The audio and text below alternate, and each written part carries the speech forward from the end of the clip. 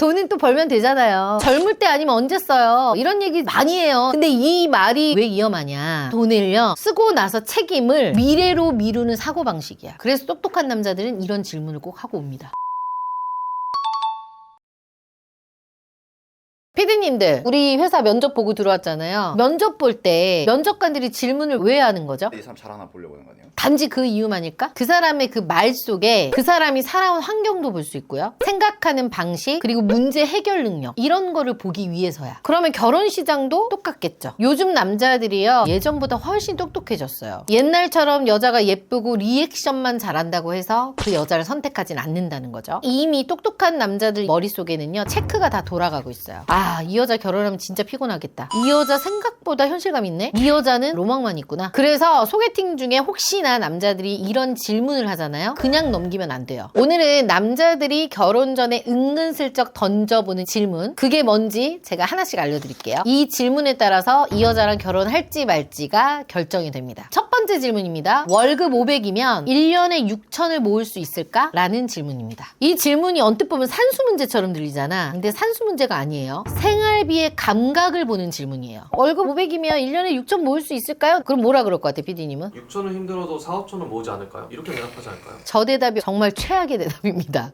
왜 이게 최악이에요? 얼핏 들으면 현실적인 것 같고 솔직한 것 같잖아. 어떻게 보면 좀 낮춰 얘기한 거니까요. 근데 이 대답은요, 돈이 빠져나가는 구조를 모른다는 뜻입니다. 월급 들어오자마자요, 월세나 뭐 대출 이자, 그 다음 뭐 식비, 교통비, 보험료, 통신비, 경조사비, 그리고 뭐 부모님 용돈 등등, 거기에 차까지 있잖아. 그럼 차 보험료, 기름값 이런 거 다 나가잖아. 그러니까 매달 내가 돈 500을 번다고 해서요 400을 모으는 거는 말처럼 쉬운 게 아니야. 근데 대표님 500 정도면 많이 버는 거 아니에요? 많이 버는 거 맞죠. 근데 많이 버는 거하고요 남는 건 다른 얘기야. 많이 번다고 남기는 게 많진 않잖아. 개념 있는 여자는 어떻게 얘기하냐, 혼자 살면 고정비가 좀 다르니까 여기서 정확하게 얘기하기가 좀 힘들지 않을까요? 그렇게 얘기한다고요? 이게 현실 감각이에요. 근데 반대로 아니 한 달에 500씩이나 버는데 왜 돈이 없어요? 이렇게 얘기하면 개념을 상실한 여자죠. 이런 말을 하는 여자들의 특징은 결혼하면 이 남자의 월급이 생활비가 아니라 무한 예산으로 보는 그런 개념을 가진 여자들인 거죠. 그런 여자 진짜 있어요? 은근히 있어요. 근데 남자들이 이 질문을 던지는 이유가 뭐예요? 이 여자가 돈을 숫자로만 보는지 확인하는 거. 그래서 똑똑한 남자들은 이런 질문을 꼭 하고 옵니다. 두 번째입니다. 6억짜리 집은 현금을 얼마 모아야 살 수 있을까? 우리 여자 PD님, 6억짜리 집 얼마 모아야 살 수 있어요, 현금?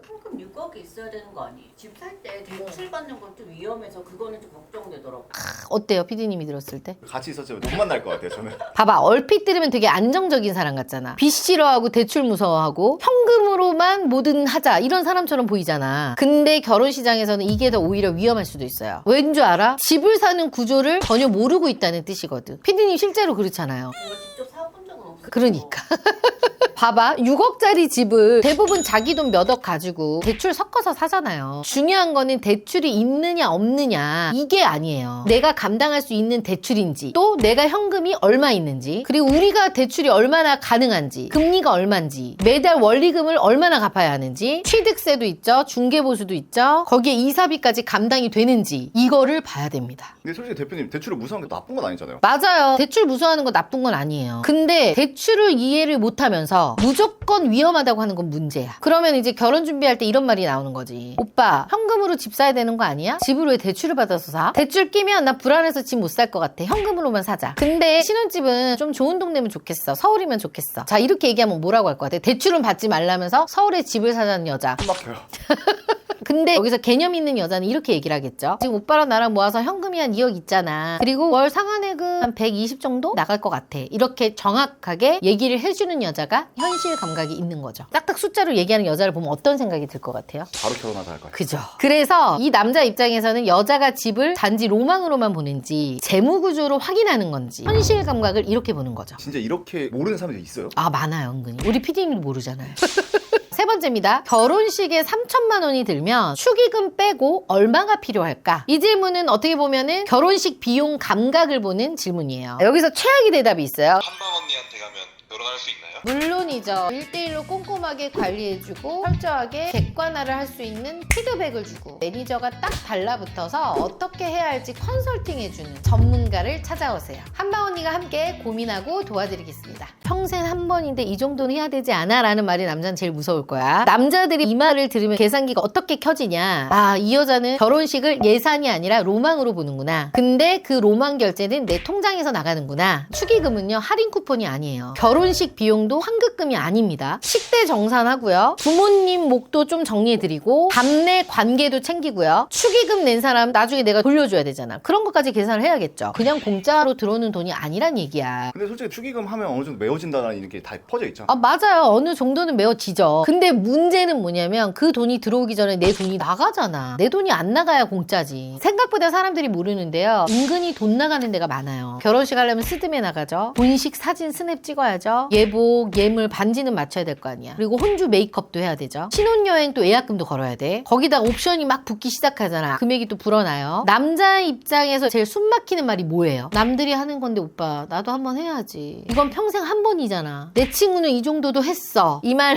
나오면 남자 입장에서는 결혼식이 아니라 카드값 청구서다라는 생각이 들죠. 근데 개념 있는 여자는 어떻게 말할까요? 우리 총 예산이 얼마 들어? 축의금은 들어오는 돈이고 선지출은 따로 계산해야지. 보여주기보다는 우리 집에다 조금 더 투자하는 게 어때? 이렇게 얘기하면 남자 입장에서 어떨 것 같아요? 압구정? 대표님 얼굴이 매니저랑 달라 보여요. 훨씬 더 똑똑해 보이죠. 그래서 남자들이 이 질문을 던지는 이유는 딱 하나입니다. 이 여자가 결혼식을 인스타의 행사로 보는지 부부의 첫 예산 관리로 보는지 이거를 결정할 수가 있어. 네 번째입니다. 욜로에 대해 어떻게 생각해? 입니다. 피디님 뭐라고 대답할 거예요? 인생이 어차피 한 번뿐이니까 즐기는 것도 중요하다고 생각해요. 그치, 돈은 또 벌면 되잖아요. 젊을 때 아니면 언제 써요? 이런 얘기 많이 해요. 근데 이 말이 왜 위험하냐? 돈을요 쓰고 나서 책임을 미래로 미루는 사고방식이야. 혼자 살 때 욜로는 내 책임이야. 카드값도 본인이 갚으면 되고 통장 잔고도 내가 감당하면 되고 노후도 내가 책임지면 돼. 근데 결혼하면 어때요? 얘기가 완전 달라지죠. 이 청구서가 남자한테 간단 말이야. 내가 스트레스 받아서 여행 가죠. 내가 우울해서 명품 사죠. 내가 기분 전환 한다고 해서 호캉스 가죠. 그런데 남자는 옆에서 저축을 더 해야 되죠. 그리고 집은 남자가 더 준비해야 하고 생활비는 같이 부족해지고요. 이게 남자 입장에서는 어때요? 숨이 막히죠. 이렇게 해서 이혼해서 오시는 분들도 은근히 있어요. 더 무서운 거는 그 책임이요. 남편한테서 끝나지 않을 수도 있어요. 나중에 아기가 생기잖아. 지금 감정대로 이 쓰는 소비가 아이 교육비, 주거 안정, 가족의 비상금까지 힘들 수가 있어요. 엄마의 지금 행복이 나중에 자식의 선택지를 줄일 수도 있어. 왜 그러잖아.